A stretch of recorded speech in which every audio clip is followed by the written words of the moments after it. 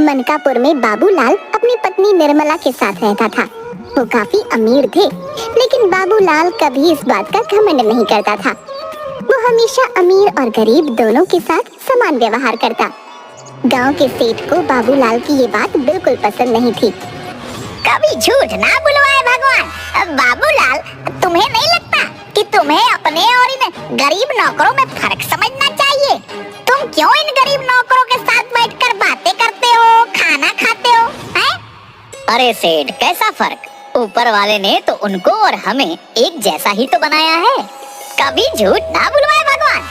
तुम्हारी यही बातें इन गरीबों को सिर पर चढ़ाती हैं। यह तो सब अपनी अपनी सोच है।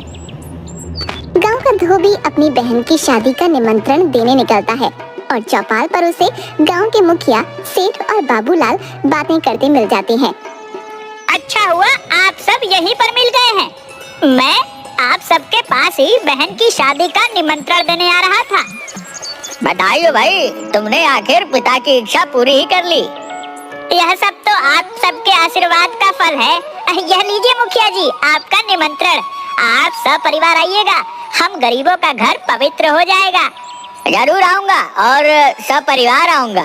सेठ जी, आपका निमंत्रण आप सेठानी जी को साथ जरूर लाइएगा, हम धन्य हो जाएंगे। कभी झूठ ना बुलवाए भगवान, अपनी औकात देखकर बात किया कर। मैं इतना बड़ा सेठ और तुझ जैसे गरीब धोबी के घर आऊंगा? नहीं नहीं सेठ जी, आप नाराज मत होइए। मैंने आप सबके बैठने और खाने के लिए अलग इंतजाम किया है। कभी झूठ ना बुलवाए भगवान। ये ले, मेरी तरफ से रख, अपनी बहन को दे देना, क्योंकि पूरा गांव जानता है कि मैं गरीब के घर खाना तो दूर पानी भी नहीं पीता। धोबी बड़ा उदास हो जाता है। तभी बाबूलाल बोलता है, अरे मंगलू भाई, आप मुझे निमंत्रण देना तो भूल ही गए। क्या मेरा निमंत्रण घर पर छोड़ दिया है? नहीं नहीं बाबूलाल भैया, कैसी बात कर रहे हैं? यह लीजिए आपका निमंत्रण। पहले तो तुम्हें बहुत बहुत बधाई हो, और मैं अपने साथ तुम्हारी भाभी को भी जरूर लाऊंगा। हम दोनों शादी में जरूर आएंगे और खाना भी खाएंगे। बाबूलाल की बात सुनकर सेठ नाराज हो जाता है। बाबूलाल अपनी पत्नी के साथ मंगलू धोबी के घर शादी में जाता है और सबके साथ जमीन पर बैठकर खाना खाता है। इस बात की तारीफ गांव में हर तरफ होने लगती है। ये बाबूलाल अपने आप को समझता क्या है? मेरे सामने अपने आप को ज्यादा दयावान दिखाना चाहता है। इसको तो सबक सिखाना ही होगा। सेठ के यहाँ काम करने वाले 4 मजदूर सेठ के सामने अक्सर बाबूलाल की तारीफ करते। एक बार 5 दोस्तों में शर्त लगती है कि जो जीतेगा वो शहर के बड़े होटल में सबको खाना खिलाएगा। बाबूलाल शर्त जीत जाता है और 5 दोस्त मिलकर शहर के बड़े होटल में खाना खाने के लिए जाते हैं। निर्मला भी उनके साथ जाती है। हाय मोरी अम्मा, ये होटल तो बहुत ही महंगे लग रहे हैं। अजी सुनते हैं, हम कहीं और चलते हैं। चुप रह पगली, हरी भाग्यवान आराम से बैठकर सेठानियों की तरह बड़े होटल में खाना खा। तैयारी, फिर भी एक बार सोच लो जी, ये तो बड़ा महंगा होटल है, लेने के देने न पड़ जाए। अरे मेरी लुगाई, कौन तुझे समझाए? अब शर्त लगाई है, पूरी तो करनी होगी। सभी खाने के मजे लेते हैं और पेट भरकर खाना खाते हैं। क्यों भैया, तुम्हें कुछ और भी खाना है तो मंगा लो, फिर ना कहना। नहीं भाई, बस हो गया। वेटर भाई, कितने पैसे हुए? पूरे 1200। अम्मा, गई भैंस पानी में। 1200? मैंने कहा था ना कहीं और चलते हैं, अब की हुई? क्यों घबराती है भाग्यवान? अब चाहे 1200 हो या 1500, पैसे तो देने ही हैं। बाबूलाल अपनी जेब में हाथ डालता है। उसकी जेब खाली होती है। निर्मला, क्या मेरा बटुआ तुम्हारे पास है? नहीं, तुम्हारे जेब में ही तो रखा था जी। मेरी जेब में तो नहीं है। कहाँ गया? क्या हुआ भाई साहब, पैसे दो। दे रहा हूँ भाई, रुको तो। क्या हुआ जी, बटुआ नहीं मिल रहा का? नहीं, मेरा बटुआ तो मेरे पास नहीं है। ये सब नहीं चलेगा, यहाँ पैसे तो देने पड़ेंगे। भाई विश्वास करो, मैं कल आकर पैसे देता हूँ। ऐसा नहीं होता है, अगर पैसे नहीं है तो तुम्हें अभी बर्तन धोने होंगे। भाई तुम गलत समझ रहे हो, हम झूठ नहीं बोल रहे हैं। सच में हमारा बटुआ कहीं खो गया है या घर पर ही छूट गया है। मैं कल आकर पैसे दे दूंगा। तुम शराफत से पैसे देते हो कि मैं सेठ को बुलाऊं? भाई मेरे पास पैसे नहीं हैं। तभी वहाँ गांव का सेठ आ जाता है। कभी झूठ ना बुलवाए भगवान। अरे बाबूलाल, क्या बात हो गई भाई? सेठ जी हमें बचा लीजिए, हमें बर्तन नहीं धोने। ये बाबूलाल हमें यहाँ खाना खिलाने लाया था और अब इसके पास देने के लिए पैसे नहीं है और होटल वाले हम सबको बर्तन धुलने के लिए बोल रहे हैं। कभी झूठ ना बुलवाए भगवान। अब डरो नहीं तुम लोग, मैं हूँ ना। मैं सच कह रहा हूँ, मैंने बटुआ रखा था। हाँ हाँ, मैं खुद बटुआ में पैसे डालकर उनके हाथों में दी थी। कभी झूठ ना बुलवाए भगवान। कोई बात नहीं बाबूलाल, पैसे मैं भर देता हूँ। ठीक है, आप उनके पैसे भर दीजिए, मैं कल आपको पैसे लौटा दूंगा। कभी झूठ ना बुलवाए भगवान। भाई देखो, तुम्हारा तो पता नहीं, लेकिन मैं एक सेठ आदमी हूँ, बिना लिखा पढ़ी कुछ नहीं करता। मैं पैसे तो भर दूंगा, लेकिन तुम्हें और तुम्हारी पत्नी दोनों को इस कागज पर साइन करके देना होगा। हाँ सेठ, इसमें क्या बात है? बिना कुछ सोचे समझे बाबूलाल और निर्मला दोनों सेठ के दिए कोरे कागज पर साइन कर देते हैं। सेठ उनका बिल चुका देता है। दूसरे दिन बाबूलाल के घर पर सेठ पुलिस लेकर आ जाता है। तुम्हारा नाम बाबूलाल है? जी साहब, मेरा ही नाम बाबूलाल है। कहिए क्या बात है? तुम्हें शर्म नहीं आती है एक भले आदमी को परेशान करते हुए? मैंने किसे परेशान किया साहब? ये सेठ को। भला मैंने इन्हें कैसे परेशान किया? ये घर इनका है तो इन्हें क्यों नहीं दे देते? घर तो मेरा है। तुम झूठ बोल रहे हो। सेठ के पास कागज है जिसमें लिखा है कि तुमने यह घर और अपना सारा जमीन जायदाद उसके नाम कर दिया है और आजीवन तुम और तुम्हारी पत्नी उनके नौकर बनकर रहेंगे और उनकी सेवा करेंगे। हमने ऐसा कोई कागज साइन नहीं किया है। हमने पैसे जरूर उधार लिए, पर वो हम इनको लौटा देंगे। कभी झूठ ना बुलवाए भगवान। ये दोनों एक नंबर के झूठे हैं। आपके पास तो कागजात है, आप खुद देख लीजिए। सेठ बिल्कुल सही कह रहा है। तुम दोनों ने इस कागज पर साइन किया या नहीं? हाँ, मैं और मेरी पत्नी निर्मला, हम दोनों ने कागज पर साइन किया है। तो फिर इस कागज के अनुसार यह घर और जमीन जायदाद इन सेठ का है और तुम्हें उनकी सेवा करने के लिए आजीवन उनके घर पर रहना होगा। ठीक है साहब, अगर आप कहते हैं तो हम आपकी बात मान लेते हैं, लेकिन इनको कागज पर लिख कर देना होगा कि हमें इनकी क्या सेवा करनी है। ठीक है सेठ, तुम दो कागज पर लिखो कि इसे और इसकी पत्नी को तुम्हारे घर में क्या क्या सेवा करनी है। एक कागज तुम्हारे पास होगा और दूसरा कागज इनके पास होगा। बाबूलाल और निर्मला दोनों सेठ के घर चले जाते हैं। कभी झूठ ना बुलवाए भगवान। बाबूलाल, तुम्हें जानवरों को खिलाना, खाना, उनको नहलाना, खेतों का काम करना, बाजार से सामान लाना, मेरे पैर दबाना, ये सारे काम करने होंगे। ठीक है। निर्मला की बच्ची, तुझे रसोई का खाना बनाना, बर्तन धोना, कपड़े धोना, घर की साफ सफाई करना और मेरे पैर दबाने हैं। ये सारे काम करने होंगे। घर में आने जाने वालों का ध्यान रखना। जी सेठानी जी, आप जैसा कहें। सेठ और सेठानी बाबूलाल और निर्मला को बहुत परेशान करते हैं। दिन रात उनसे काम करवाते रहते हैं। सेठ जी, अब तो हमारे घर में नौकर आ गए हैं। तुम एक काम करो, माँ जी को भी बड़े भाई के घर से वापस ले आओ। कभी झूठ ना बुलवाए भगवान। तुझे क्या जरूरत है उन्हें बुलाने की? उनका काम और बढ़ जाएगा। तुम तो पागल हो। अगर माँ आखिर समय में हमारे पास रहेगी तो उनके जेवर तो वो हमें ही देके जाएगी ना।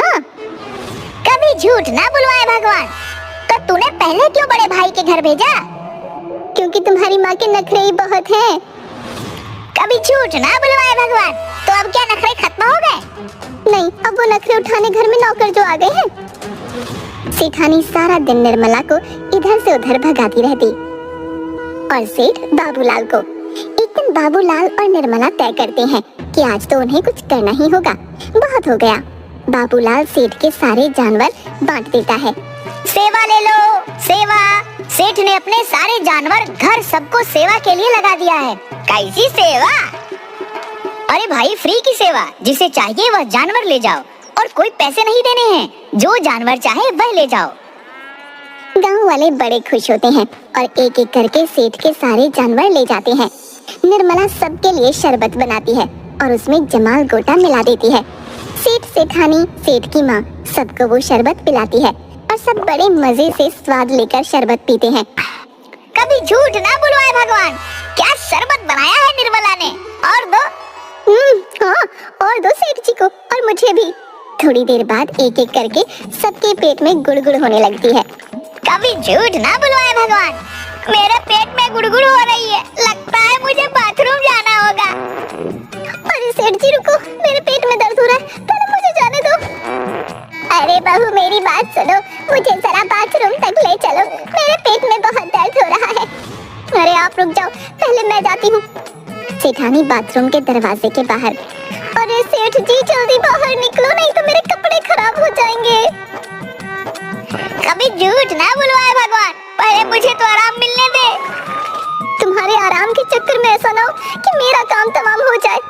अरे मेरी भी कोई सुन लो, मुझे भी बाथरूम जाना है। सेठ बाहर आता है। अरे जल्दी हटो, मुझे जाने दो। अरे बेटा तुम मुझे बाथरूम ले चल, ये बहू तो सुनती ही नहीं। कभी झूठ ना बुलवाए भगवान, माँ पहले उसे बाहर आने दो, फिर ले चलता हूँ मैं। अरे जल्दी ले चल, नहीं तो यही हो जाएगा। कभी झूठ ना बुलवाए भगवान, रुक जा माँ, मुझे तो लगता है मुझे फिर जाने की जरूरत होगी। निर्मला तू मुझे बाथरूम ले चल। निर्मला आती है और सेठ की माँ को पकड़कर बाथरूम तक ले जाती है, लेकिन बाथरूम के दरवाजे के बाहर सेठ पहले से खड़ा होता है और सेठानी अंदर विराजमान होती है। अरे सेठ जी तुम तो खेतों में भी जा सकते हो, बाथरूम सेठानी और माता जी के लिए छोड़ दो ना। कभी झूठ ना बुलवाए भगवान, बाबूलाल के बच्चे कहाँ मर गया, जल्दी मुझे पानी का डिब्बा ला कर दे। मैं नहीं ला कर देता सेठ जी, क्योंकि ये काम मेरी सेवा की लिस्ट में नहीं था। कभी झूठ ना बुलवाए भगवान, ऐसे समय ये कौन देखता है। नहीं सेठ जी, जो मेरी सेवा लिस्ट में है मैं तो वही काम करूँगा। सेठ अपना पेट पकड़कर खेत की ओर भाग जाता है।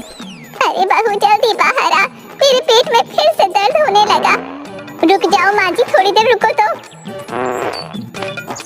तभी सेठ खेतों से वापस आता है। कभी झूठ ना बुलवाए भगवान, मैं तो अभी खेत से आया और फिर से मेरे पेट में दर्द होने लगा। नहीं बेटा पहले मैं जाऊंगी। अरे सेठ जी माँ जी पहले से लाइन में खड़ी हैं। कभी झूठ ना बुलवाए भगवान, अंदर तो पहले मैं ही जाऊंगा। सेठानी बाहर आती है और सेठ फिर से बाथरूम में घुस जाता है। लो अब मुझे कहीं जाने की जरूरत नहीं, जो होना था वो तो यही हो गया। निर्मला मुझे साफ कर दो। माँ जी ये काम हमारी सेवा लिस्ट में नहीं था, तो ये काम कौन करेगा, कोई तो मुझे साफ कर दो। ये काम आपकी बहू करेगी? नहीं नहीं मैं नहीं कर सकती ये काम, ये मेरे बस का रोग नहीं है। मैं तो नहीं करूँगी क्योंकि ये मेरी सेवा लिस्ट में नहीं था।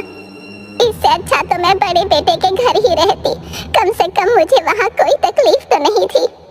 कभी झूठ ना बुलवाए भगवान, निर्मला तू ही माँ को साफ कर दे, तेरी सेठानी तो करने से रही।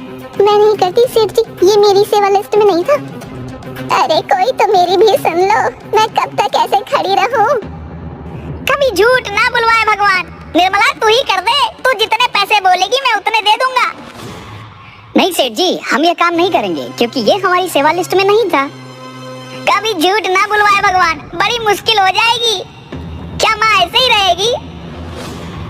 यह बात तो आपने सही कही सेठ जी, है तो बड़ी मुश्किल की बात। ठीक है, अगर आप चाहते हैं तो निर्मला यह काम करेगी, लेकिन आपको इन कागजों पर साइन करना होगा। कभी झूठ ना बुलवाए भगवान, जरूर कर दूंगा, जल्दी लाओ। सेठ और सेठानी कागजों पर साइन करते हैं। बाबूलाल और निर्मला वहाँ से भाग जाते हैं। थोड़ी देर के बाद बाबूलाल निर्मला पुलिस वालों को साथ लेकर सेठ के घर पर आते हैं। सेठ जी शर्म नहीं आती ऐसे काम करते हुए? चलो घर खाली करो। कभी झूठ ना बुलवाए भगवान, घर क्यों खाली करूं? हाँ, यह घर तुमने बाबूलाल के नाम जो लिख दिए हैं। कभी झूठ ना बुलवाए भगवान, मैंने ऐसा कुछ नहीं किया। उनके पास कागजात हैं। कभी झूठ ना बुलवाए भगवान, मैंने ऐसा कुछ भी नहीं किया। सेठ जी उस कागजात में लिखा है कि तुम अपना सब कुछ बाबूलाल के नाम कर रहे हो, इसलिए तुम्हें यह घर छोड़कर जाना होगा। कभी झूठ ना बुलवाए भगवान, मुझे माफ कर दो बाबूलाल, मुझे अपनी गलती समझ में आ गई है। मुझे कुछ नहीं पता, मुझे तो मेरा घर वापस चाहिए। कभी झूठ ना बुलवाए भगवान, मैं तुम्हारे हाथ जोड़ता हूँ, मैं इस उम्र में अपनी माँ को लेकर कहाँ जाऊँगा। निर्मला तुम मुझे माफ कर दो, मेरे किए के लिए मैं हाथ जोड़ती हूँ तुम्हारे। निर्मला क्या इन्हें माफ कर देना चाहिए? इन्होंने जैसा व्यवहार मेरे साथ किया, मुझे तो नहीं लगता कि इन्हें माफी मिलनी चाहिए।